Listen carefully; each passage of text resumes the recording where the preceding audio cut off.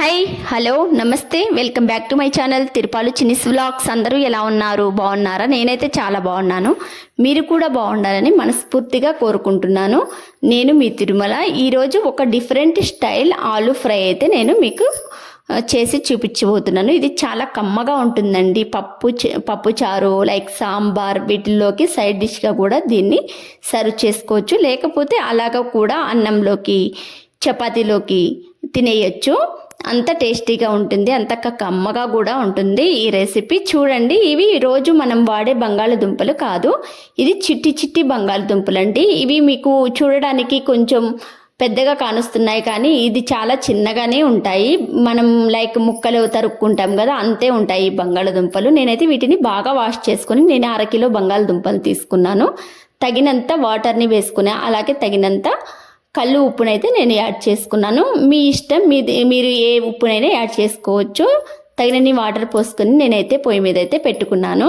పొయ్యి మీద పెట్టుకుని ఇది 70% మాత్రమే మనము ఉడికించుకోవాలి. చూడండి, నేనైతే ఉడికాయా లేదా అని ఇక్కడ చెక్ చేస్తున్నాను. ఇవి అయితే ఈ విధంగా 70% ఉడికిపోయాయి. చూడండి, నేను మీకు చూపిస్తాను. మనకి పొట్టు వచ్చినట్టయితే 70% ఆలు అయితే మనకి ఉడికిపోయినట్టు అర్థం. ఇక్కడ నేను అలా అనగానే పొట్టు అయితే వచ్చేస్తుంది. ఇవి ఉడికిపోయాయి.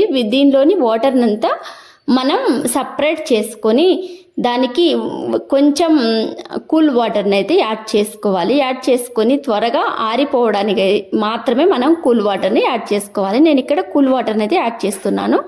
యాడ్ చేసుకొని మనం వీటిపైన ఉన్న పొక్కునంతా ఇలా ఒలుచుకొని తీసేసుకోవాలి. నేనైతే ఇక్కడ కొంచెం వేడిగా ఉంది కాబట్టి అలా ఉంది, కానీ ఇప్పుడైతే బాగానే వస్తున్నాయి. చూడండి, ఇలా అయితే పొట్టునంతా తీసుకొని సపరేట్ చేసుకున్నాను. దీనికోసమని నేను మసాలాని అయితే ప్రిపేర్ చేసుకుంటున్నాను. 2 పచ్చిమిర్చి, 4 పచ్చిమిర్చి, అలాగే అల్లం, అలాగే వెల్లుల్లిపాయలు, కొంచెం కారం యాడ్ అయితే చేసుకున్నాను. దీన్ని ఇప్పుడు బ్లైండ్గా మిక్సీ జార్లో అయితే మిక్సీకి అయితే పట్టుకుంటున్నాను. చూడండి, ఈ విధంగా అయితే వచ్చింది. మనం కావాల్సిన ఇంగ్రీడియంట్స్ మొత్తం దీంట్లోనే వేసేసాం కదా. ఇప్పుడు పోపు అయితే పెట్టుకుందాం. ఒక బాండిల్ తీసుకొని పొయ్యి మీద పెట్టుకొని 4 టేబుల్ స్పూన్ల ఆయిల్ అయితే ఇక్కడ నేను యాడ్ చేస్తున్నాను. యాడ్ చేసుకొని మనం ఆయిల్ హీట్ అయ్యాక మనం కట్ చేసి ముందుగానే నేను ఒక ఉల్లిపాయని కట్ చేసి పెట్టుకున్నాను. చూడండి, ఇక్కడ పోపు దినుసులు శనగపప్పు, మినప్పప్పు, అలాగే ఆవాలు, జీలకర్ర, 2 ఎండుమిర్చిని అయితే యాడ్ చేశాను. ఇవి కొంచెం వేగాక ఉల్లిపాయలను అయితే యాడ్ చేసుకుంటున్నాను. ఇవి కూడా కొంచెం వేగాక మనం కరివేపాకుని యాడ్ చేస్తున్నాను. యాడ్ చేసుకొని బ్రౌనిష్ కలర్ వచ్చే వరకు అయితే మనం స్లో ఫ్లేమ్లో వేపుకోవాలి. దీనికి కొంచెం సాల్ట్ కనుక మనం యాడ్ చేస్తే తొందరగా ఇవి ఏగిపోతాయి. చూడండి, ఈ విధంగా అయితే వేగిపోయాయి. ఇప్పుడు మనం మసాలాని ప్రిపేర్ చేసి పెట్టుకున్నాం కదా, ఇది మసాలాని అయితే తాలింపులో వేసుకొని బాగా మంచి పచ్చివాసన పోయి మంచి స్మెల్ వస్తుందండి.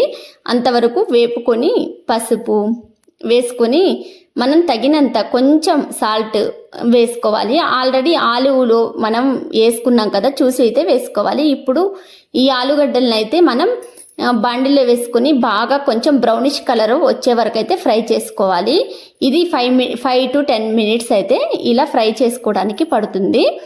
చూడండి, ఇవైతే బ్రౌనిష్ కలర్ అయితే వచ్చేసాయి. ఇప్పుడు దీన్ని మనం కొత్తిమీర చల్లుకొని సర్వ్ చేసుకోవటమే. నా దగ్గర కొత్తిమీర లేదు, ఇలా అయితే సర్వ్ చేసుకున్నాను. వీడియో నచ్చితే లైక్, షేర్, సబ్స్క్రైబ్.